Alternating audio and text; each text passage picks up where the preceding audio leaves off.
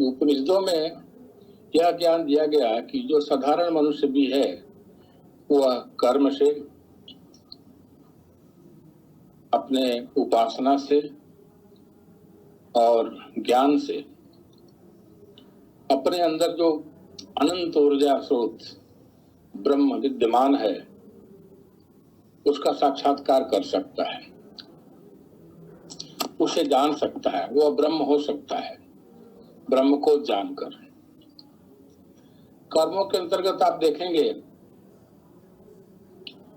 कि सत्कर्म की बात आती है और सत्कर्मों से पुण्य या पुण्य की प्राप्ति होती है।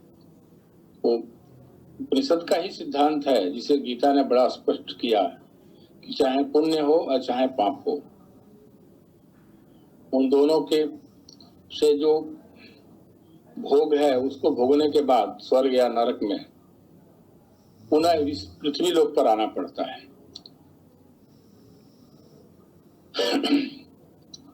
तो सत्कर्मों की निंदा नहीं की गई है, बहुत प्रशंसा की गई है उन गृहस्थों के लिए जो स्वर्ग को अभीष्ट मानते हैं और गृहस्थ धर्म का पालन करते हुए वो स्वर्ग की इच्छा करते हैं, मुक्ति भी प्राप्त करते हैं। उपासना की बात है तो उपासना विभिन्न स्तरों की उपासनाएं हैं। तमाम विद्याएं उपनिषदों में रहस्यमय विद्याएं हैं जो बहुत सारी तो लुप्त हो गया है और उन विद्याओं को जानने वाले विद्वान भी कम ही रह गए हैं। वो परंपरा ही खत्म हो गई है जो विद्याओं को रहस्य को बता सके, उसमें ध्यान लोगों का करा सके और उन उपासनाओं का भी। किंतु चूंकि उपनिषद में ये सारी विद्याओं और उपासनाओं का अत्यधिक महत्व है, इसलिए थोड़े कुछ विद्वान इस विषय के अभी भी ज्ञाता हैं। तो आप देखेंगे कि तमाम उपासनाएं और विद्याएं, जैसा कि पूर्वाचार्य ने कहा था, मन की शुद्धि के लिए हैं, हृदय की शुद्धि के लिए हैं, क्योंकि जब तक हृदय पवित्र नहीं होगा तब तक आध्यात्मिक ज्ञान का, ब्रह्म ज्ञान का आधान हृदय में नहीं हो सकता। इसलिए इन प्रतीकों के माध्यम से जो रहस्य, गूढ़भूत रहस्य है, उन विद्याओं को भी हमारे ऋषि मनुष्यों ने सहज ढंग से प्रस्तुत किया। जो उपासनाएं हैं आप देखेंगे बहुत सरल शैली है, प्रश्न और उत्तर की शैली है, संवाद की शैली है, और उस प्रश्न और उत्तर और संवाद के बाद जब बात स्पष्ट नहीं होती तो कुछ स्पष्ट हो जाती है, एक निष्कर्ष पर आता है ऋषि तो कुछ आख्यायिकें देता है, नैरेटिव्स देता है, ताकि लोगों को उस बात को समझने में किंचित भी अगर विचिकित्सा हो, शंका हो, तो वह भी ना बचे। अगर हम ये कहें कि इन विद्याओं और उपासनाओं का लक्ष्य क्या है, तो लक्ष्य है कि इनकी साधना से, उपासना से मनुष्य का जो चांचल्य है, मन की स्थिरता हो जाती है। चांचल्य से इंद्रियां, प्राण आदि संयत हो जाते हैं, मन संयत हो जाता है, और जब संयत हो जाता है तो ज्ञान पर कंटेम्पलेट करता है, साधना करता है, और वो ज्ञान, ब्रह्म का ज्ञान जान करके स्वयं वो ब्रह्म हो जाता है, मतलब ब्रह्मत्व की प्राप्ति हो जाती है। आप देखेंगे चौथे पांचवें अध्याय में ब्रह्म की जो, छठवें अध्याय में ब्रह्म की जो बात कही गई है वो दो रूप से कही गई है। एक तो कार्य ब्रह्म और दूसरा निरुपाधिक ब्रह्म, निर्गुण ब्रह्म। निर्गुण का अर्थ है जो बुद्धि की पकड़ में ना आवे, जो मनसा वाचा कर्मणा, मनसा वाचा अगोचर हो। लेकिन जब हम बुद्धि से उसको जानने की कोशिश करते हैं तो कृत ब्रह्म या कार्य ब्रह्म, तो कार्य ब्रह्म के माध्यम से जो उपासनाएं के द्वारा हम समझने की कोशिश करते हैं, तो वह सृष्टि का कर्ता है, पालक है, संहारक है, वह एक है, अनेक है। ये तमाम तरह की जो सृष्टि के संबंध में हमारे दिमाग में प्रश्न उठते हैं, रहस्य होते हैं, उनको समझने में बड़ी सुविधा होती है और उनकी एक स्पष्ट समझ आ जाती है। इसी माध्यम में कुछ ऐसी भी ज्ञान दिया गया है जो आज के युग में भी बहुत वैज्ञानिक हैं, जिस पर हम आपको कुछ विस्तार से आगे बताएंगे। तो मैं बहुत ज्यादा भूमिका में नहीं जाता हूँ। यह कहना चाहता हूँ कि अंत में उपनिषद यही स्थापित करता है कि ब्रह्म है, वो निराकार होते हुए सभी आकार के रूप में है, सूक्ष्म होते हुए भी सारे स्थूल रूपों में भी है। किस रूप में जो वर्णन मिला है, तो चौथे, पांचवें और छठवें अध्याय में ऐसा आभास नहीं होता कि शंकराचार्य जब सृष्टि की व्याख्या, सृष्टि के तत्वों की व्याख्या करते हैं, उपनिषद करता है, तो कहीं से भी ये सृष्टि के जितने भी तत्व हैं वो मिथ्या हों। मिथ्या माने केवल प्रतीति मात्र हों। हाँ, यह जरूर है ये पाद हैं, साधन हैं, और एक एक स्टेप करके ब्रह्म तक पहुंचा जाता है। तो किसी चीज को मिथ्या कहना और किसी चीज को अस्तर में बांटना ब्रह्म तक पहुंचने के लिए, इन दोनों बातों में बहुत फर्क पड़ता है। लेकिन जो चौथे, पांचवें अध्याय की बात है, उसमें सोपान के रूप में ही जो विराट पुरुष है, कृत ब्रह्म है, उसके उस तक पहुंचने के लिए जो उपासना पद्धति है वो किस तरह से सोपानवत है, और उस तरह से अगर कोई उपासना करता है तो विराट ब्रह्म को प्राप्त करता है, और विराट के द्वारा जब उस स्थिति में पहुंचता है तो ब्रह्म का साक्षात्कार इसके अंतर्गत होता है। हाँ, ये जरूर है कि ब्रह्म के साक्षात्कार हो जाने के बाद ब्रह्म ज्ञानी के लिए जो स्वयं ब्रह्म हो गया है, जितने भी वेद हैं, ईश्वर है, जितना भी नानात्व है, वो सारा मिथ्या सिद्ध हो जाता है। मिथ्या का मतलब यह नहीं कि असत्य हो, बल्कि यह कि सर्वम खलिदम ब्रह्म, जैसे आप संवर्ग विद्या में देखेंगे, ये तीसरे अध्याय में सब कुछ ब्रह्म हो जाता है। तो अखिल ब्रह्मांड में लबालब ब्रह्म ही हो जाएगा, तो नानात्व का मिथ्यात्व कहने मात्र के लिए है, लेकिन वो सब कुछ ब्रह्म ही हो जाता है। ऑल इज स्पिरिट, सभी आत्मा है, सभी ब्रह्म है। इस भूमिका के साथ मैं चौथे अध्याय को शुरू करता हूँ, छांदोग्य उपनिषद के। उसमें दो प्रमुख आख्यायिकाएं हैं, और भी आख्यायिकाएं हैं, लेकिन दो उसमें से ज्यादा प्रमुख हैं जो आप लोगों को ज्ञात भी है, और मैं उन दोनों को लेता हूं। पहले तो पहला है कि कहानी तो बहुत लंबी नहीं कहेंगे, लेकिन कुछ हंसों का जोड़ा उड़ रहा था आप जनश्रुति के महल के ऊपर से, और एक जो हंस था वो बहुत तेजी से बढ़ता हुआ जा रहा था। तो जो उसके पीछे वाला हंस था, उसने उससे पूछा, अरे भाई, तुम्हें भय नहीं लगता? ये जो जनसुत पौत्रायण है वो प्रकाशमान है, उसके नजदीक जाओगे तो जल जाओगे। तो उसने कहा कि क्या उसका प्रकाश उतना बढ़ा हुआ है जितना उस रैको का? पौत्रायण ने अपने कान से उसको सुन लिया, और फिर वो कौन रैक है जो हमसे भी प्रकाशमान है, मुझे उसकी खोज करनी चाहिए। खोजने के बाद वो रैक को मिला, बहुत सुखी और प्रसन्न दिख रहा था। राजा ने उससे शिक्षा जानने की कोशिश की, तो उस क्रम में राजा ने बहुत सारे धन और अपनी पुत्री को उसको पत्नी बनाने के लिए आगे करके दिया, और उस गाड़ीवान रैको ने ये कहा कि ठीक है, अपनी विद्या जो हमारे ही तक रही है, इस विद्या को देने के लिए ये जो तुमने स्त्री हमको दिया, इसी को मुख बनाता हूँ और तीर्थ बनाता हूँ, और इसी के माध्यम से मैं तुम्हें ये विद्या का उपदेश करूंगा। और उन्होंने जो विद्या दिया उसको संवर्ग विद्या कहते हैं। संवर्ग का मतलब होता है कैटेगरी, कोटि, या आप कहिए कि वह जिसे सब जुड़ा हुआ है, जिसे सब उत्पन्न है, और जिसमें सभी मिल जाएं, विलय हो जाएं नष्ट होने के उपरांत, उसको संवर्ग कहते हैं। तो उसने दो कोटियां, दो कैडर, दो संवर्ग संवर्ग को विभाजित करके समझा है। एक तो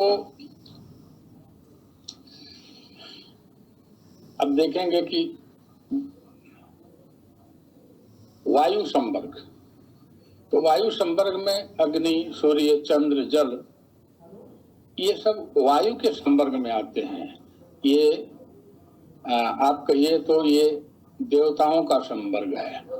तो यही ये देव हैं, अग्नि, सूर्य, चंद्र, जल, जो सूखते हैं या नष्ट होते हैं तो वायु में मिल जाते हैं, और वायु चारों दिशाओं में प्रकाशमान है।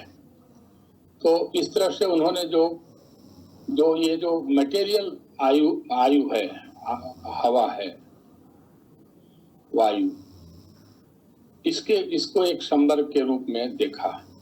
ये जितने भी तत्व हैं, एलिमेंट्स हैं जिससे सृष्टि का निर्माण हुआ है, वो सब मिल जाते हैं वायु में, विलीन हो जाते हैं जब इनका विनाश होता है, जब ये नष्ट होते हैं। उसी तरह से जो दूसरा है वो आध्यात्मिक प्राण का संवर्ग माना उन्होंने, कि प्राण एक संवर्ग है। इन दो संवर्गों में ही पूरी सृष्टि बटी हुई है। तो प्राण के संवर्ग में जितनी हमारी इंद्रियां हैं वो प्राण के संवर्ग में आती हैं। जब आदमी विलीन होता है, प्राण के बिना जिंदा नहीं हो सकता, प्राण ही जीवन कहलाता है। और जब मरने लगता है तो इंद्रियां मन में, मन प्राण में, इस तरह से सारी के सारी जो इंद्रियां हैं वो सब प्राण में विलीन हो जाती हैं। इसलिए एक प्राण संवर्ग है। तो ये दो संवर्ग हुआ, एक वायु का संवर्ग और एक प्राण का संवर्ग।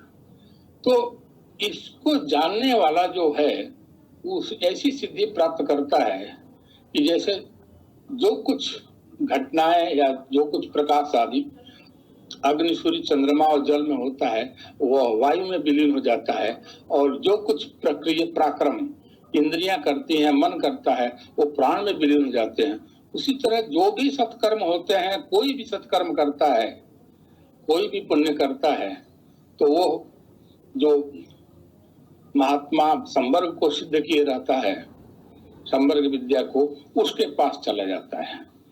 तो कहने का मतलब ये है कि सारी ऊर्जा उसको विराट से मिलती है, वह विराट ही अन्न है, वही अन्नाद है, वही खाने वाला भी है और वही अन्न भी है। इस तरह से खाना मिले ना मिले, धन मिले ना मिले, वो सदैव संतुष्ट रहता है। उसको बाह्य ऊर्जा की जरूरत नहीं होती है, उसकी ऊर्जा सीधे विराट से उसका लिंक होता है, विराट से मिलती है। इस तरह की ये संवर्ग विद्या उन्होंने दिया। इसमें दो एक उदाहरण दिया, जैसे एक कृत नामक पासे का। तो कृत नामक पासे में 4 कोने होते हैं, 1 2 3 4।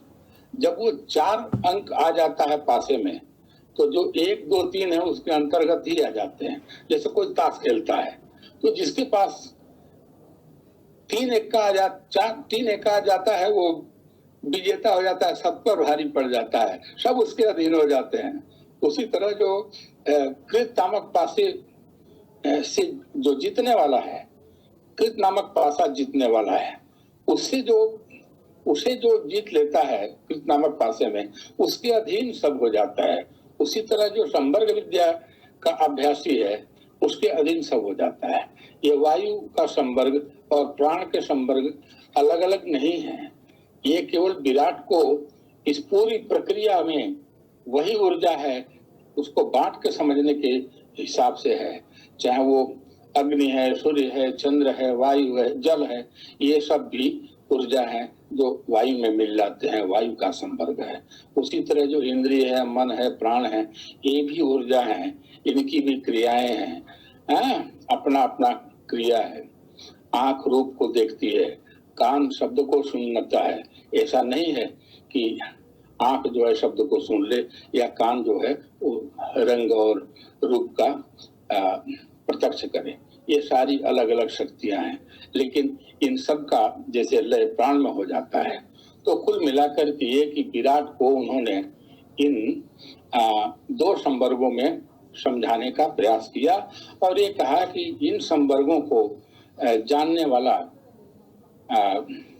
जानने वाले को बाहर से नहीं बल्कि सीधे विराट से ऊर्जा मिलती है, और जो विराट से डायरेक्ट ऊर्जा प्राप्त करता है उसे न कोई भय है, न लोभ है, न मोह है, न मोह है, और उसके बाद वो परब्रह्म को प्राप्त कर सकता है। दूसरी विद्या जो आप जानते हैं बहुत प्रसिद्ध है, सत्यकाम और जाबाल का। उस प्रसंग में एक संवाद है कि एक विद्यार्थी जाता है गुरु के यहाँ, गौतम गुरु रहते हैं, और कहता है कि मुझे आप ब्रह्म विद्या का उपदेश दीजिए, मैं पढ़ने आया हूं, मुझे पढ़ाइए। तो उन्होंने पूछा कि तुम्हारा गोत्र आदि क्या है? तो उसने कहा कि मैं तो नहीं जानता, लेकिन मैं अपनी माँ से पूछूंगा। तो उसने अपनी माँ से पूछा, कहा कि युवावस्था में मैं बहुत व्यस्त रहती थी, राज दरबार में थी, बहुत सारे अतिथि आते थे, उनकी सेवा शुश्रूषा में व्यस्त था। तुम्हारे पिता युवावस्था में ही मर गए हमारे बाप ने, और मैं उनसे पूछ नहीं सका कि तुम्हारा गोत्र क्या है। तो आप गुरु जी से ये कह सकते हो कि तुम सत्यकाम हो और मैं जवाला हूं, तो अपने को तुम सत्यकाम जवाल बता सकते हो, और गुरु के पास वो जाके सीधी सीधी बात बता देता है कि मैंने ये कहा है, इस हिसाब से मैं सत्यकाम जाबाल हूं। गुरु उसकी सत्य निष्ठा, सत्य बोलने की जो हिम्मत है, कमिटमेंट है, उससे प्रसन्न हुए और उन्होंने कहा कि ऐसा कोई ब्राह्मण ही बोल सकता है, ये दूसरे में हिम्मत नहीं है कि सत्य को, इस कटु सत्य को, व्यक्तिगत सत्य को किसी के सामने प्रकट करे, इसलिए तुम निश्चित ब्राह्मण हो, मैं तुम्हें। फिर उन्होंने उसका उपनयन किया। उपनयन करने के बाद उन्होंने 400 बहुत दुबली मरियल तरह की गायों को दे दिया और कहा कि ले जाओ, जब ये 1000 इनकी संख्या हो जाएगी तब मेरे पास आना है। सत्यकाम बहुत प्रसन्न हुआ और वो गौओं को लेके चला गया जंगल।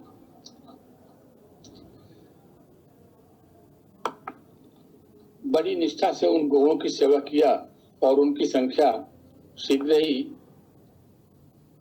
1,000 हो गया, 1000 हो गया। जब उनकी 1000 संख्या हो गई तो एक सांड जो है हुंकार मारता हुआ उसके पास आया और बोला कि अब गुरुकुल में हमको ले चलो, हमारी संख्या हो गई है, 1000 हो चुकी है, अब गुरुकुल ले चलो, समय आ गया है। तो उसने कहा ठीक है। तो वो सांड वायु रूप में ही आया। उसने कहा कि सत्यकाम, तुम्हारी सेवा से मैं प्रसन्न हूं और तुम्हें मैं उपदेश देना चाहता हूं। तो आप देखेंगे उस विराट पुरुष के 4 पादों का, पाद माने सीढ़ी, अस्तर, पैर, जिसे एक पैर के बाद दूसरे जगह जाते हैं, दूसरे पैर के बाद तीसरे जगह जाते हैं, तो एक जगह से गति करने के लिए जो दूसरी जगह जाना होता है उसको पाद कहते हैं, पैर। 1 पग, 2 पग, 3 पग, 4 पग। तो उस विराट पुरुष तक के 4 पैर बताया।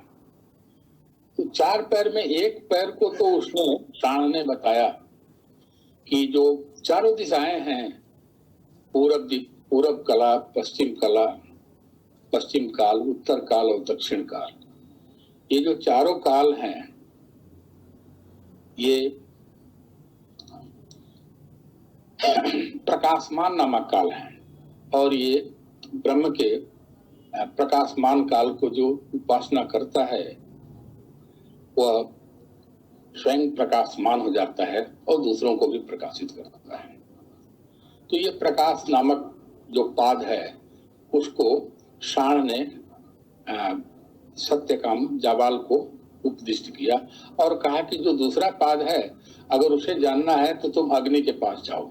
तो अपना संविधान तैयार किया, अग्नि प्रज्वलित किया, आहुति डाला तो अग्नि प्रसिद्ध हो गई और वो प्रकट होकर बोली कि मैं तुमसे प्रसन्न हूँ और मैं तुम्हें ब्रह्म का द्वितीय पाद बताना चाहती हूँ।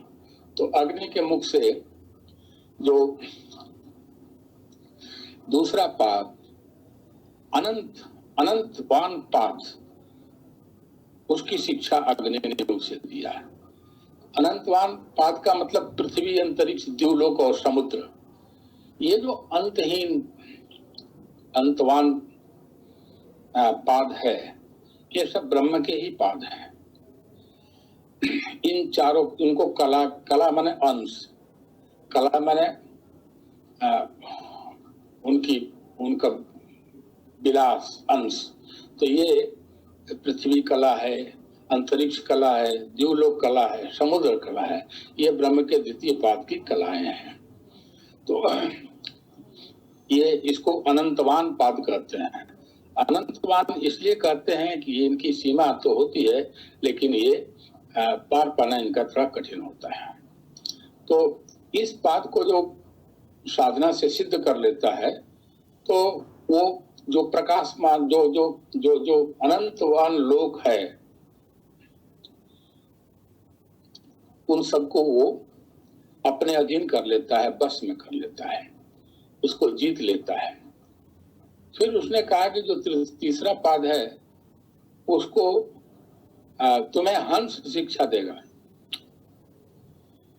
तो हंस उड़ रहे थे, देखे सत्यकाम को, तो उसके पास आए। हंस कहिए तो आकाश तो के रूप में ही वो आया। तो उसने कहा कि मैं तुम्हारी सेवा से प्रसन्न हूं और तुम्हें ब्रह्म का तृतीय पाद बताऊंगा। तृतीय पाद ज्योतिर्वान पाद। और उसने ये बताया कि जो अग्नि है, सूर्य है, चंद्र है और विद्युत है, ये सब कलाएं हैं, ये सब विराट पुरुष के अंश हैं। और ये क्या पाद है, इसके जो चार कलाएं हैं, चार अंश हैं, उसकी शिक्षा उसने, हंस ने जाबाल को दिया। और ये बताया कि जो भी इसको जानता है, उपासना करता है, जब उपासना सिद्ध हो जाती है तो चंद्र, विद्युत, सूर्य, अग्नि, इन सबको अपने बस में कर लेता है, जीत लेता है, अग्नि पर कंट्रोल करता है। वो कहेगा तो अग्नि प्रज्वलित हो जाएगी, कहेगा तो नहीं प्रज्वलित होगी। कहेगा कि सूर्य आ जाए, प्रकाश करे, सूर्य प्रकाश करेगा, सूर्य प्रकाश करे, तो उन्हें उसके अधीन जाते हैं। ये ऐसी इस तृतीय पाद की साधना सिद्ध होने पर।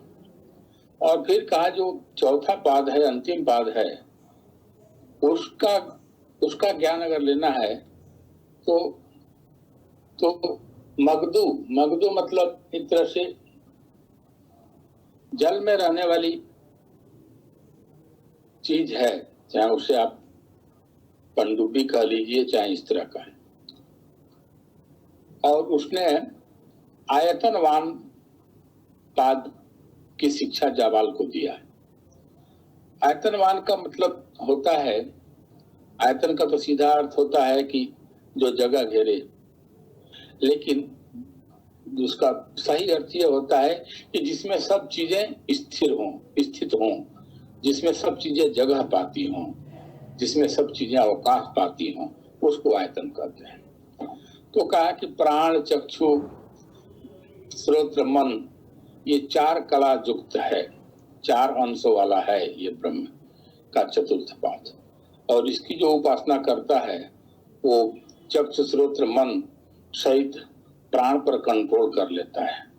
और आप जानते हैं कि जब प्राण बस में हो जाता है, मन बस में हो जाता है, इंद्रियां बस में हो जाती हैं, तो वह व्यक्ति ब्रह्म ज्ञान के आधान के लिए सर्वथा योग्य हो जाता है।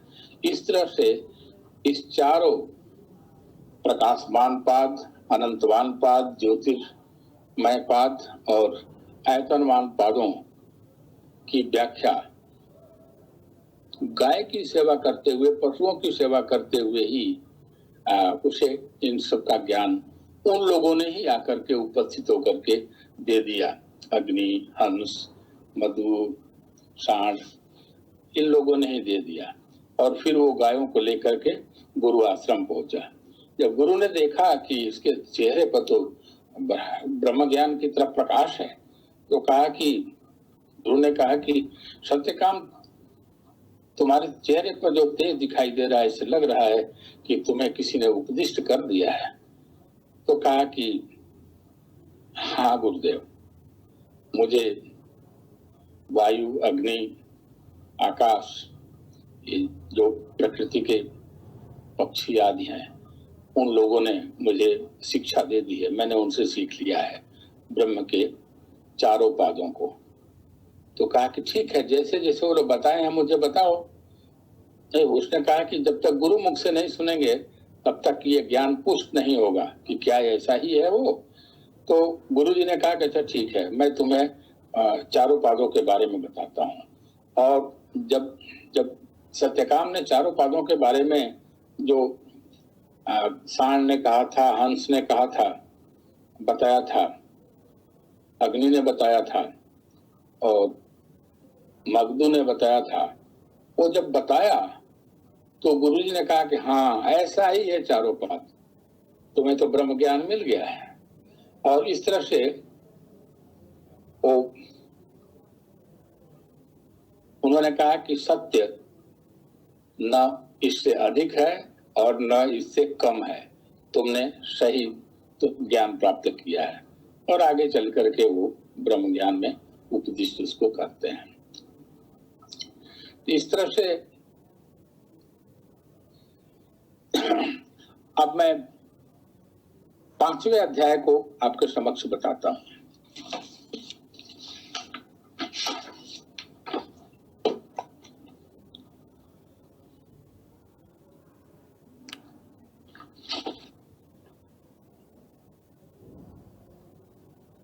पांचवें अध्याय में ये तो बहुत सारी आख्यायिकाएं हैं, बहुत सारे प्रश्नोत्तर हैं, संवाद हैं, किंतु इसमें से भी मैं आपको दो बहुत ही प्रसिद्ध और बहुत ही ज्ञान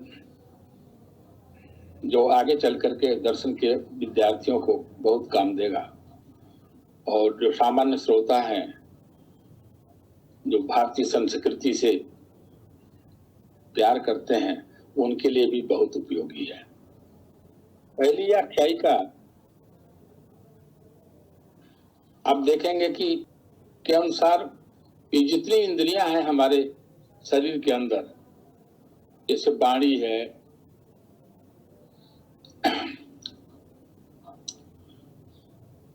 चक्षु है, श्रोत्र है, मन है, इन सबों में एक विवाद खड़ा हो गया कि हम लोगों में हम श्रेष्ठ हैं तो हम श्रेष्ठ हैं तो हम श्रेष्ठ हैं। वाणी ने कहा हम श्रेष्ठ हैं, कान ने कहा हम श्रेष्ठ हैं, हम ना सुने तो आदमी को कोई ज्ञान नहीं होगा। उसी तरह से आंख ने कहा कि भाई सारे रूप को तो मैं देखता हूं, मैं सबसे प्रमुख हूं। तो ये लोग प्रजापति के पास गए और उनसे कहे कि भगवान आप बताइए कि हम लोगों में से श्रेष्ठ कौन है। तो उन्होंने कहा कि देखो इसका निर्णय तुम लोग खुद कर लो। जिसके निष्क्रमण से सभी निष्क्रमित हो जाएं, कोई काम न कर सके ये पुरुष, वही सर्वश्रेष्ठ है। तो ज्येष्ठ और श्रेष्ठ की बात वहां उठाई गई है कि ज्येष्ठ कौन है। तो ज्येष्ठ आप जानते हैं कि पैदा होने में उम्र में जो थोड़ा अधिक होता है वो ज्येष्ठ होता है, लेकिन श्रेष्ठता उम्र की मोहताज नहीं होती। श्रेष्ठता गुणों के मोहताज होती है। जो गुणवान है हमसे उम्र में छोटा है, लेकिन वो हमसे श्रेष्ठ है। तो श्रेष्ठता का प्रतिपादन करने के लिए ये लोग गए थे और उन्होंने यही बात कहा कि जिसके निकलने से सब कुछ जो है विनष्ट सा हो जाए, वो सबसे श्रेष्ठ है। तो हुआ कि भाई कैसे परीक्षा की जाए। तो वाक ने कहा कि ठीक है, तुम लोग कहते हो तो मैं निकल कर देखता हूं कि तुम कैसे जिंदा रहते हो। सारा व्यवहार तो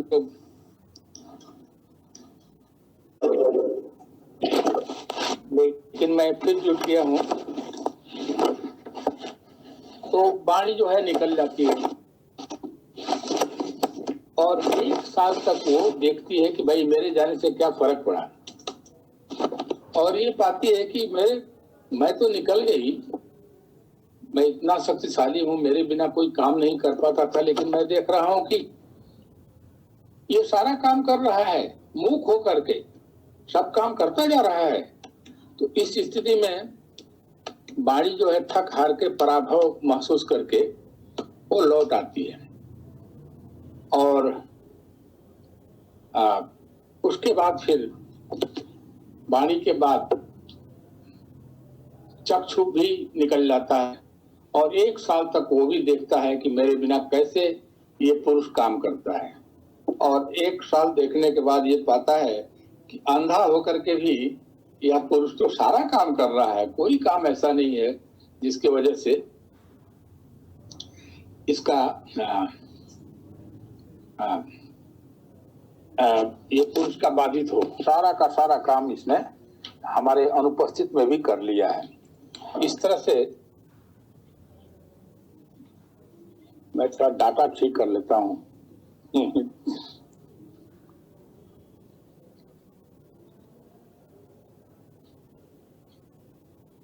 हाँ जी,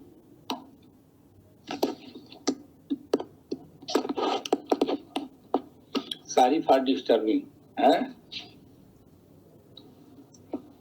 इसी तरह से स्रोत भी निकलता है और 1 साल तक वो प्रतीक्षा करता है कि मेरे बिना ये कैसे अस्तित्व में रहेंगे लोग, मैं सबसे बड़ा हूं। लेकिन वो भी थक हार के 1 साल बाद वापस चला आता है पराभूत होकर के कि नहीं, ये तो मेरे अनुपस्थिति में भी, मेरे निष्क्रमण के बाद भी सारा कार्य कर रहा है। अंत में प्राण की बारी आई और जब प्राण निकलने लगा तो उपनिषद कहता है कि जिस तरह से सिंधु जैसी महान अश्व बांधे जाने वाले खूंटे को उखाड़ फेंकता है, उसी तरह सारी इंद्रियां उखड़ने लगी और सबने हाथ जोड़ के उससे विनय किया, आप हमसे श्रेष्ठ हैं, आप अगर निकल लाएंगे तो हम लोगों का भी विनाश हो जाएगा, नष्ट हो जाएंगे। और ये जो इंद्रियों का विवाद है वो ये बताता है कि इंद्रियां तभी तक क्रियाशील हैं जब तक प्राण सक्रिय है। प्राण ही शक्ति है इंद्रियों की। इस तरह से ये जो इंद्रियों का श्रेष्ठता विषयक विवाद है उसका अंत इसमें होता है। जानते हैं कि कहीं कहीं उपनिषदों में प्राण को आत्मा के अर्थ में दिया गया है और इससे प्राण को आत्मा के अर्थ लेने पर सारे चीजों का उत्पत्ति, लय और विश्राम स्थल सब कुछ आप हो जाती है। आत्मा अगर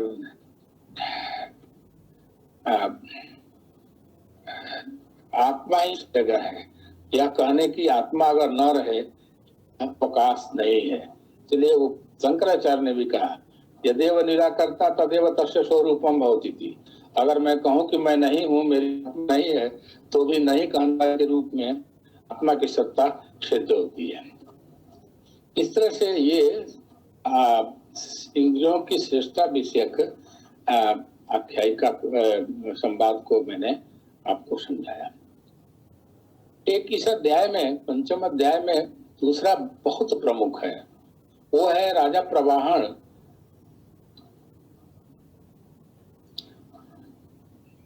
के पुत्र, राजा प्रवाहन का आरुणि के पुत्र श्वेतकेतु से पूछे गए 5 प्रश्न बहुत ही इंपॉर्टेंट है। देखिए, आप यज्ञ के बारे में बहुत सुने हैं कि पर्यावरण शुद्ध होता है, घर शुद्ध होता है, वातावरण शुद्ध होता है, लेकिन यज्ञ से आपकी सृष्टि हुई है, आपकी सृष्टि में एक यज्ञ काम कर रहा है। इस बात को भी बहुत सारे लोग समझते हैं, क्यों, जो ये जानते हैं कि धर्म ही यज्ञ है, यज्ञ ही धर्म है। जब प्रजापति ने धर्म को उत्पन्न किया तो साथ साथ यज्ञ को भी उत्पन्न किया। तो ये प्रकरण है 5 प्रश्नों का, जिसे जब आरुणि ने सारी शिक्षा दे लिया तो अपने पुत्र को कहा कि अब तुमको मैंने सारी शिक्षा दे दिया है, अब तुम जाके राजाओं को पढ़ा सकते हो। तो पहुंच गया राजा प्रवाहन के यहाँ, वो तो बड़े ज्ञानी थे। तो उन्होंने कहा कि ठीक है, आप पढ़ के आए हैं, आपका स्वागत है। उन्होंने कहा कि ठीक है, आप मेरी पांच प्रश्नों का मेरा उत्तर दे दीजिए। तो उन्होंने कहा कि ठीक है, आप पूछिए 5 प्रश्न। तो पहला प्रश्न उन्होंने पूछा, लोक से प्रजा कहाँ जाती है, माने इस संसार में जब प्रजा मरती है तो जाति कहाँ है। और दूसरा प्रश्न पूछा, इस लोक से कैसे जाती है।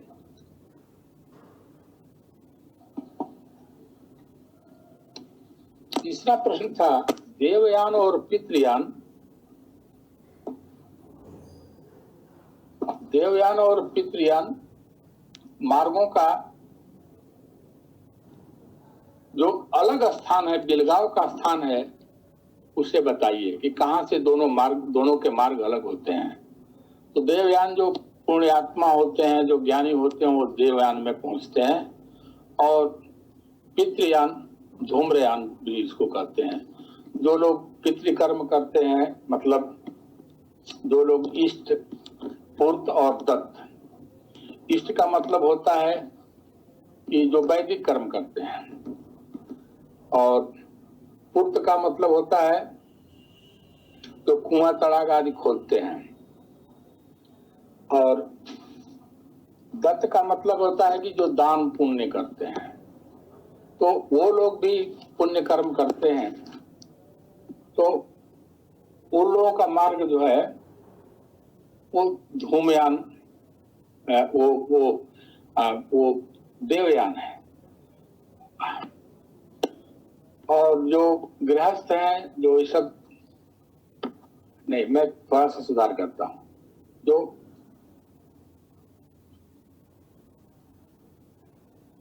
जो ज्ञानी पुरुष हैं, सत्कर्म करते हैं, वो लोग देवयान से जाते हैं। और जो गृहस्थ हैं, जो केवल दान पुण्य करते हैं, वैदिक कर्म करते हैं, वो लोग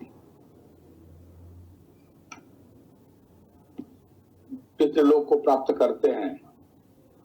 तो ये दोनों का, पितृलोक जाने का रास्ता और देवलोक जाने का रास्ता कहां से अलग होता है, वो स्थान बताइए। ये तीसरा क्वेश्चन था। चौथा था, इतने सारे लोग मर के जाते हैं, तो ये जो पितृलोक है वो भरता क्यों नहीं है।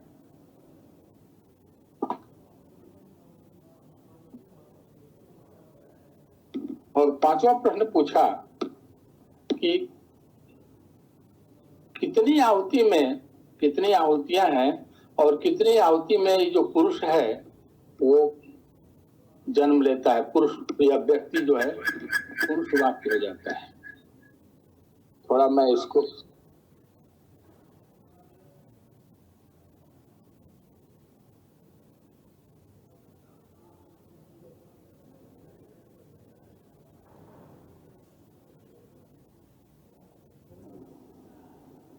अनम्यूट कीजिए सर, आवाज नहीं आ रही।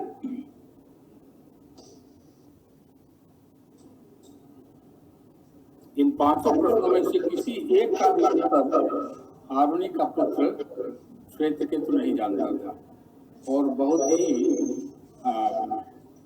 अपमानित हुए की तरह से महसूस करते हुए अपने पिता के पास आके कहा कि आप तो कहते हैं कि मैं सारा ज्ञान प्राप्त कर लिया हूं और मैं अब उपदेश कर सकता हूं। मैं तो उपदेश देने गया था राजा प्रवाहन के यहाँ, और उस राजा ने मुझसे 5 प्रश्न पूछा, मुझे एक का भी उत्तर नहीं आया। तो कहे कि अच्छा, नाराज ना हो, तुम अपने प्रश्नों को बताओ, मैं देखूं कि क्या मैं जानता हूं और तुमको नहीं शिक्षा दिया।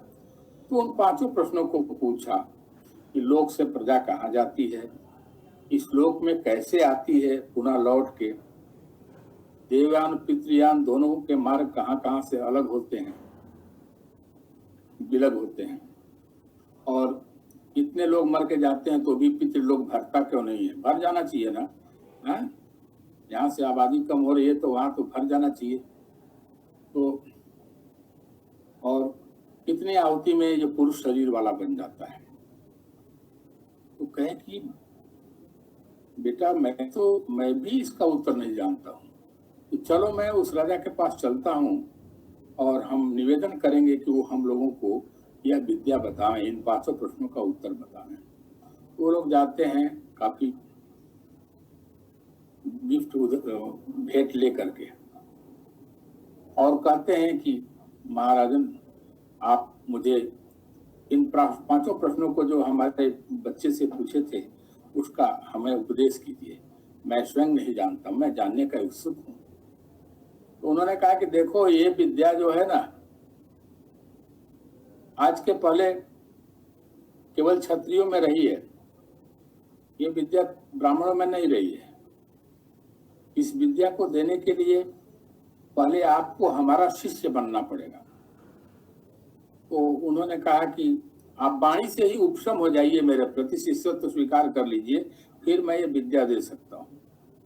तो वो आरुणि और उनके पुत्र श्वेतकेतु, आरुणि ऋषि थे, अब बड़े ज्ञानी थे, पूरे के पूरे छांदोग्य उपनिषद में आरुणि की विद्याएं भरी पड़ी हैं, या कुछ जो बाकी प्रकरण है उसमें भी ऋषि आरुणि का बहुत से है। तो राजा ने उत्तर देना आरंभ किया। उपनिषद में सबसे पहले जो क्रम है वह है पहले 5वें प्रश्न का उत्तर देते हैं। 5वां प्रश्न है कि यज्ञ में कितनी आहुति देने पर ये पुरुष शरीर हो जाता है, पुरुष शरीर हो जाता है। तो उन्होंने कहा कि 5 अग्नियां हैं। वो कौन कौन है? तो कहा द्युलोक अग्नि, ये जो प्रकाशमान लोक है द्युलोक, वो एक अग्नि है। पर्जन्य अग्नि, पर्जन्य माने जो पानी बरसाने वाले बादलों का लोक है, उसको कहा कि वो भी अग्नि है। पर्जन्य भी अग्नि है, बादल भी अग्नि है, पानी से भरा हुआ जो बादल होता है, बरसाता है, पर्जन्य। ये पृथ्वी भी अग्नि है, पृथ्वी अग्नि, पृथ्वी की अग्नि है। यह लोक अग्नि, यह लोक जो है वो अग्नि है, पृथ्वी अग्नि है। और आप पुरुष भी अग्नि हैं और स्त्री भी अग्नि है। ये 5 अग्नियां हुई। इनमें जो 5 आहुतियां डाली जाती हैं वो क्रमशः क्या हैं? तो कहा कि द्युलोक में देवता लोग श्रद्धा जल रूप आप रूप ही होता है, जल का सूक्ष्म तन्मात्र रूप समझिए, उस तरह का होता है, उसको श्रद्धा नाम दिया गया है। सृष्टि श्रद्धा के बिना नहीं हो सकती, कोई भी सृष्टि होती है तो श्रद्धा से ही चलती है। तो श्रद्धा नाम की आहुति डालते हैं। तो श्रद्धा नाम की आहुति डालते हैं तो उससे किसकी उत्पत्ति होती है? सोम की उत्पत्ति होती है। माने द्युलोक में श्रद्धा नाम की आहुति डालने पर सोम चंद्रमा को कहते हैं। सोम एक पेय पदार्थ भी होता है, लिक्विड, सोम रस। तो सोम जो है, जितने भी जलीय तत्व हैं वो सब सोम के अंतर्गत आते हैं। किंतु आजकल सोम रस लोग गंदे शब्द में भी प्रयोग करते हैं, वो भी सोम ही है, चलो ठीक है। तो इस तरह से सोम की उत्पत्ति होती है। अब वो जो सोम है तो उसको बादलों रूपी अग्नि, पर्जन्य अग्नि में देवता लोग आहुति देते हैं, तो उससे वर्षा की बूंदें तैयार हो जाती हैं। और जब वो वर्षा की बूंदें रूपी जो आहुति है वो पृथ्वी रूपी अग्नि में डाली जाती है, तो तमाम फल, औषधियां, सब कुछ, जलीय जंतु, ये सब कुछ उत्पन्न हो जाते हैं, जिसे पुरुष खाता है। पुरुष भी अग्नि है, अगर अग्नि न रहे तो कुछ खाएगा तो पचेगा नहीं। ये ऊर्जा का अखंड स्रोत है। इसीलिए इस अखंड स्रोत को उपनिषदों ने ब्रह्म के रूप में पहचाना। ये ऊर्जा का केंद्र बिंदु है। तो इसको कहा कि पुरुष जब खाता है तो उससे वीर्य बनता है, और स्त्री भी अग्नि है। उस स्त्री में जब इस वीर्य रूपी आहुति का दी जाती है तो ये पुरुष शरीर ही बन जाता है। इस तरह से यज्ञ के माध्यम से पुरुष की उत्पत्ति, ब्रह्म के माध्यम से तो लोग एक कह देते हैं कि ब्रह्म ही सबका करता है, जीव का करता है, ये सब है। लेकिन एक वैज्ञानिक ढंग से इन 5 आहुतियों के क्रम से पुरुष उत्पन्न हुआ है। यज्ञ रूप है पुरुष, जो भी करता है, यज्ञ करता है, तप करता है, बलिदान करता है, सेक्रीफाइस करता है। आपके पितामह ने तप किया तो आपके पिताजी तैयार हुए, पिताजी ने तप किया तो आप तैयार हुए, आप तप करेंगे तो आपकी संतति तैयार होगी। इस तरह से सभी लोग यज्ञ कर रहे हैं। ये अब यज्ञ ही धर्म है, सत्य है, और ये यज्ञ ही सृष्टा है, इस पुरुष शरीर का भी और पूरे विश्व का भी। इस तरह से 5वें प्रश्न का उत्तर कि कितनी आहुति में ये जो पुरुष शरीर ही हो जाता है, वो राजा प्रवाहन ने बताया।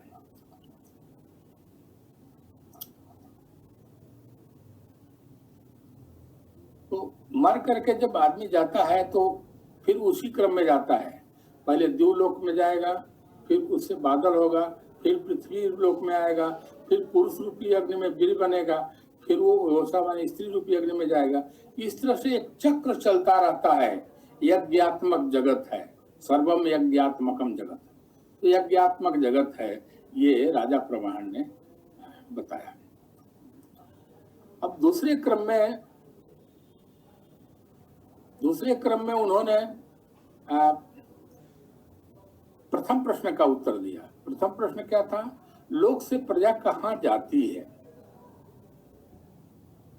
तो कहा कि कई तरह के प्रजा है जो मर के जाती है, सब तरह की प्रजाएं मर के जाती हैं।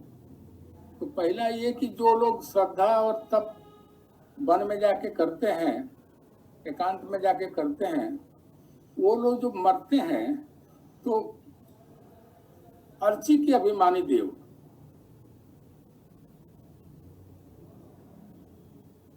देवताओं के स्थान पर पहुंचते हैं। अर्ची के अभिमानी देवताओं के स्थान से दिवसाभिधानी, दिवस के अभिमानी देवता, दिवस के अधिकारी देवता पहुंचते हैं। और वहां जो शुक्ल पक्ष में जब सूर्य 6 महीने रहता है, उससे गुजरते हुए वो संवत्सर तक पहुंचते हैं, संवत्सर लोक में। और वहां से आदित्य माने सूर्य लोक में पहुंचते हैं, और सूर्य से चंद्रमा लोक में पहुंचते हैं, और वहां से विद्युत लोक में पहुंचते हैं। जब विद्युत लोक में पहुंच जाते हैं तो कोई अमानवीय व्यक्तित्व आता है और उन्हें विराट पुरुष या कार्य ईश्वर तक पहुंचा देता है। इस तरह से मर करके जो श्रद्धा और तप वाले लोग हैं, उपासना वाले लोग हैं, वो लोगों की एक जाने का मार्ग बताया है। जो लोग वैदिक कर्म करते हैं, गृहस्थ हैं, उन लोगों की गति बताया। वो लोग जो गृहस्थ हैं वो लोग 3 तरह के हैं। पहले तो वे हैं जो इष्ट कर्म करते हैं, वैदिक कर्म करते हैं। दूसरे वे जो पुण्य कर्म करने के लिए कुआं, तालाब, वाटिका ये सब बनाते हैं। और जो तीसरे हैं वो बहुत सारा दान देते हैं। तो उनसे जो उनके करने के बाद जो मरने वाले हैं, मर के जब जाते हैं, वो धूम लोक में पहले पहुंचते हैं। अर्ची माने सूर्य के लोक में नहीं, धूम लोक में, अर्ची माने प्रकाश लोक में नहीं, धूम लोक में पहुंचते हैं। वहां से रात्रि के अभिमानी देवताओं के यहाँ पहुंचते हैं। अब कृष्ण पक्ष में जब सूर्य 6 महीने रहता है, उस मार्ग से गुजरते हुए संवत्सर को प्राप्त वो नहीं होते हैं, वो पितृलोक में पहुंच जाते हैं। और वहाँ देवताओं के साथ उनके अन्न हो जाते हैं। तो अन्न मतलब देवता लोग उनको खा जाते हैं ऐसा नहीं है, अरे देवताओं के लोक में रह के वो देवताओं के साथ क्रीड़ा करते हैं, खेलते हैं, ठीक ना, उनके साथ उनका वास होता है। इस तरह से ये जो दूसरा प्रश्न था कि इस लोक से आदमी, तीसरा प्रश्न था कि देवान और पितृयान मार्गों का एक दूसरे से विलग होना कहाँ से होता है, इसका उत्तर उन्होंने बड़े सुंदर ढंग से दिया है। फिर वहां पहुंच करके दक्षिणायन का जो 6 महीना चंद्रमा दक्षिण की तरफ होता है, तो वहां से होते हुए वो पितृलोक में पहुंच जाते हैं, देवलोक में, पितृलोक में पहुंच जाते हैं और वहां पितरों के साथ वो वास करते हैं, सुखपूर्वक वास करते हैं। तो इस तरह से दोनों की गति बताया कि दोनों के मार्ग अलग हो जाते हैं मरने के बाद ही से, कर्मों के अनुसार ही। और जो लोग कुछ भी नहीं करते हैं उनकी क्या गति है, जैसे मान लीजिए कीड़े पतंगे, जीव जानवर, ये सब, तो उनकी क्या गति है, जो न श्रद्धा और तप करते हैं वन में जाके, और न ही कूप तड़ाक, और न ही दान देते हैं, न ही वैदिक कर्म करते हैं, उनकी क्या गति होती है। वो मनुष्योत्तर भी हो ज्यादा ही, मनुष्योत्तर के बारे में ही बात उपनिषद करता है। तो कहता है ये ऐसे लोग हैं जिनकी कोई गति नहीं होती है, न वो देवलोक में जाते हैं न पितृलोक में जाते हैं, वो मरते हैं और फिर जन्म लेते हैं, जैसे कीट पतंगा आदि जो मरते हैं और फिर जन्म लेते हैं। तो वो क्या होता है कि जो मरते हैं, जन्म लेते हैं, तो किस क्रम से, वही पंचांग जो विद्या बताया, वो फिर उस क्रम में दूर नहीं जाते, इसी लोक में वो अन्न हो जाते हैं, अन्न होकर के फिर भक्षण किए जाते हैं, और इस तरह से एक गति संसार की चक्र चलता रहता है। अब अन्न होकर के मेघ हो जाते हैं, बादल हो जाते हैं, वर्षा बरसती है, गिरे बनता है, फिर इसी तरह का क्रम चलता रहता है। जो अब उसमें है कि पांचवा और तीसरे का उत्तर मैंने बताया, अब दूसरे का भी उत्तर हम लोगों को देखना है। तो दूसरा प्रश्न है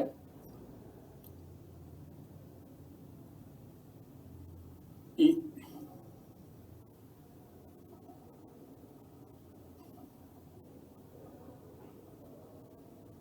वो किस क्रम में वो आते हैं, लौट के किस क्रम में लौट के आते हैं।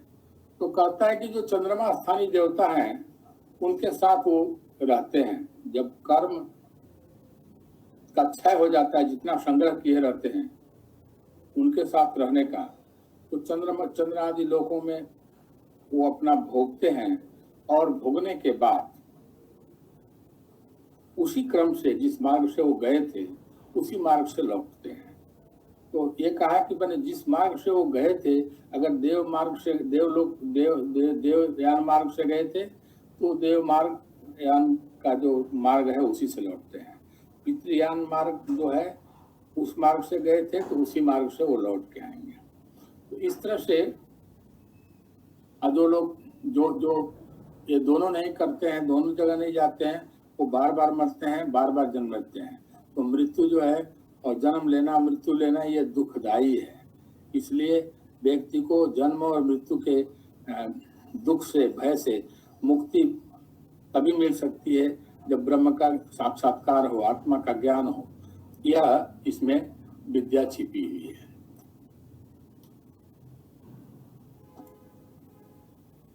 जो अशुभ आचरण वाले लोग हैं उनकी गति बताया कि वो लोग सुअर हो जाते हैं, बिल्ली हो जाते हैं, कुत्ते हो जाते हैं, चांडाल हो जाते हैं। ये सारी भी विद्याएं हैं जो बाद में चल करके पुराणों में काफी विस्तार से बताई गई हैं। वो हमारा विषय नहीं है, लेकिन इन प्रश्न ये बातें भी, जो दूसरा प्रश्न है कि मर के कहाँ जाते हैं, मर के फिर किस लोक में आते हैं, कैसे आते हैं, तो इन तीनों की गति हमने बताया। अब रह गया चौथा प्रश्न। चौथा प्रश्न है,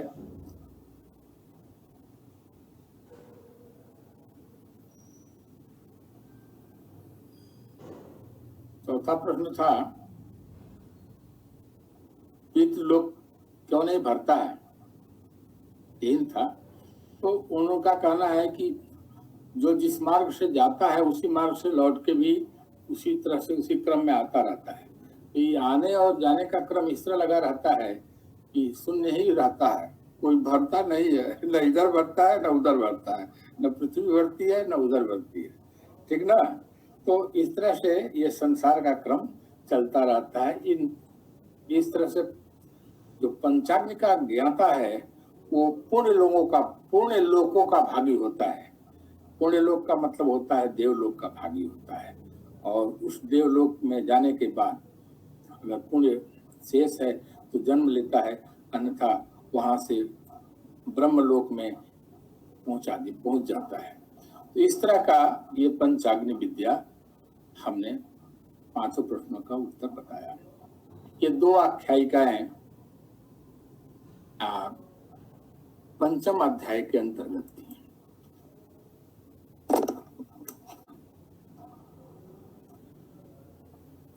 और भी आख्यायिकाएं हैं, किंतु जो महत्वपूर्ण था वो मैंने बता दिया। अब छठे अध्याय में संक्षेप में मैं चलता हूँ, फिर अगर समय शेष रहेगा तो आप लोग जो भी प्रश्न होगा आप करेंगे तो मैं उनका उत्तर दूंगा।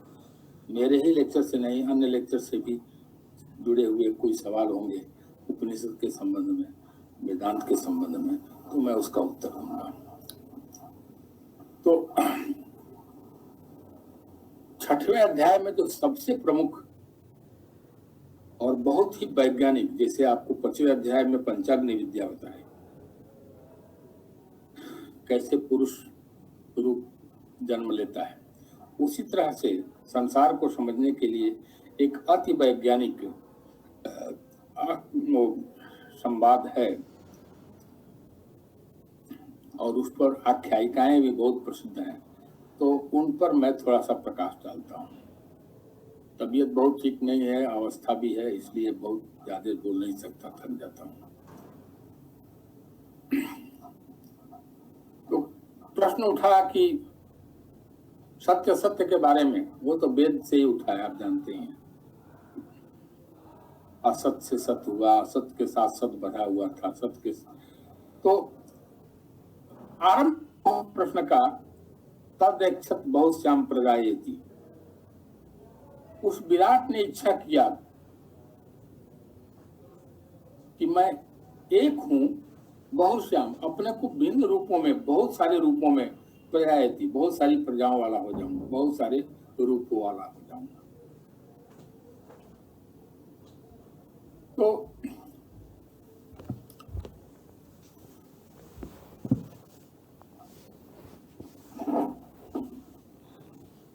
आप जानते हैं कि मुख्य रूप से तीन तरह के सृष्टि में जीव हैं। एक तो अंडज, जीवज और उद्भिज। अंडज का मतलब जो अंडे से पैदा होते हैं, जीवज माने जो जीव मैथुन आदि से पैदा होते हैं, और उद्भिज का मतलब कि जो वनस्पतियां हैं पृथ्वी को फोड़ के पैदा होती हैं, पृथ्वी को फोड़ के, पृथ्वी से अंकुरित होती हैं, फोड़ करके पैदा होती हैं।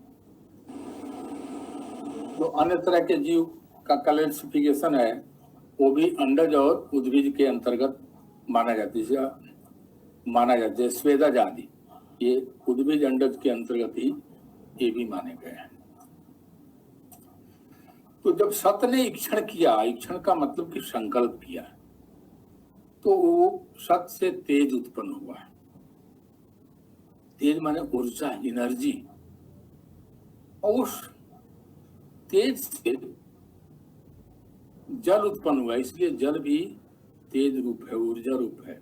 देखिए तमाम हाइड्रोलिक इलेक्ट्रिसिटी बनती है कि नहीं बनती है जल से, तो जल से तेज उत्पन्न हुआ और तेज से जल उत्पन्न हुआ और जल से अन्न उत्पन्न हुआ। जब जल की बारिश होती है तो तमाम अन्न वनस्पतियां पैदा हो जाती हैं, तो जल से अन्न उत्पन्न हुआ। ये जो तीन देव हैं, इन तीनों का भी त्रिवृत्तीकरण बहुत प्रसिद्ध वैज्ञानिक सिद्धांत है। ये त्रिवृत्तीकरण के द्वारा मनुष्य के शरीर को समझना, सृष्टि को समझना और मनुष्य जो कुछ खाता है उसमें सारे अंगों को कौन सी छठवें अध्याय में, छांदोग्योपनिषद के 6वें अध्याय में है। तो बताया कि तेज से जल, जल से अन्न और सत से तेज उत्पन्न हुआ। अब ये जो तेज है, जल है और अन्न है, इनका भी त्रिवृत्तीकरण हुआ है। तो उस त्रिवृत्तीकरण के अंतर्गत आप देखेंगे अग्नि के तीन त्रिवृत्तीकरण में 3 रूप। अभी मैं इसको समझाऊंगा ठीक से। तो एक तो तेज है, दूसरा जल है और तीसरा अग्नि है। तो अग्नि का जो तेज है उसका रंग लाल है, और जो जल है उसका रंग सफेद है, और जो अन्न है उसका रंग काला कृष्ण है। इस तरह इन तीनों के भी त्रिवृत्तीकरण हुआ। जैसे कोई रस्सी बनाता है, मोटा वाला रस्सी, तो हर रस्सी में 3-3 का कई गुच्छे बना के एक दूसरे से जोड़ता है। वो रस्सी काफी मजबूत होती है। तो अब किस रस्सी में 3 है, पूरी रस्सी में भी है, हर रस्सी के हर नार में 3-3 है, 3-3 है, 3-3 है। हाँ, ब्राह्मणों में भी त्रिप्रवर, सब में त्रिप्रवर भी होते हैं। तो 3 में 3, 3 में 3, 3 में 3, सिंगल कोई रहता नहीं है। ये त्रिवृत्तीकरण तो संसार में जितनी भी है उसमें 3 में 3 है। जैसे मान लीजिए कि हम कोई अन्न खाते हैं, तो अन्न में भी 3 है। जो कोई भी अन्न लीजिए सफेद ही देखने में लगता है, लेकिन उसमें रक्तता भी होती है, उसमें कृष्णता भी होती है।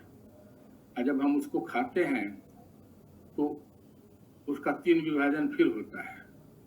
तो जो रक्त, जो लाल है, उससे वाणी बनती है, रक्त से सूक्ष्म होता है, बहुत वाणी बनती है। और जो श्वेत है उससे मज्जा बनता है, और जो स्थूल भाग होता है उससे हड्डी बनती है। तो उसी तरह से फिर पूरा जो प्राण है, मन है, वाक है, ये सब, तो प्राण जो है अन्नमय है, जलमय है, तो मन जो है अन्नमय है और वाक जो है तेजोमय है। इस तरह से सारी इंद्रियों में भी त्रिवृत्तीकरण उपनिषद के ऋषि ने दिखाया है।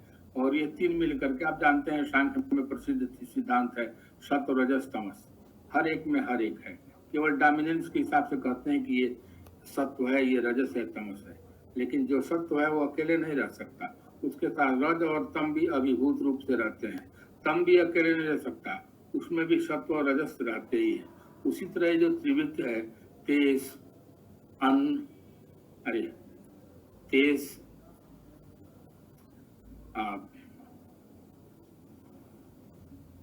अन्न और जल, ये हर एक चीज में होता है जो संसार में है। इन तीनों का त्रिवृत्तीकरण सत से ही चलता है। सत ने अपने को इच्छा किया कि मैं अनेक हो जाऊं, और इस त्रिवृत्तीकरण के सिद्धांत के द्वारा अन्न आदि सब। तो जो सूक्ष्म भाग है, जो लाल भाग है, जो भी आप खाते हैं, खाते समय सतर्क करिए कि आप क्या खाते हैं। उसका जो लाल भाग है, सूक्ष्म भाग है, वो जाएगा मस्तिष्क में, मन में। और जो उसका सफेद भाग है अन्न का, वो जाएगा आपके प्राण में, हाँ, अस्थि मज्जा बनेगा। और जो अन्न भाग है, कृष्ण रूप है, उससे हड्डियां बनती हैं। तो इस तरह से कहने का तात्पर्य यह है कि इस त्रिवृत्तीकरण के क्रम में जब जब ये सब नष्ट होते हैं वो जल में मिलता है। जल का जो तीन है वो अग्नि में मिल जाता है। अग्नि का जो तीन है सफेद, लाल, सफेद और काला, वो तेज में मिल जाता है। वो तेज जो है सत्य, जो ईक्षण किया था वो तेज रूप है। उस तेज का जो सत्य का तेज है वो त्रिवृत्तीकरण के द्वारा संसार की छोटी से छोटी और बड़ी से बड़ी चीजों में इस त्रिवृत्तीकरण के द्वारा समस्त सृष्टि को बताई गई है। ये एक आख्यायिक शोध कार्य भी अच्छे से करा सकता है। एक तो पंचीकरण का सिद्धांत है सृष्टि के बारे में पंचमहाभूतों के द्वारा, एक सत्य के द्वारा त्रिवृत्तीकरण का सिद्धांत है। ये एक अच्छा शोध का विषय बन सकता है। इन्हीं शब्दों के साथ मैं सबको नमस्कार करता हूँ।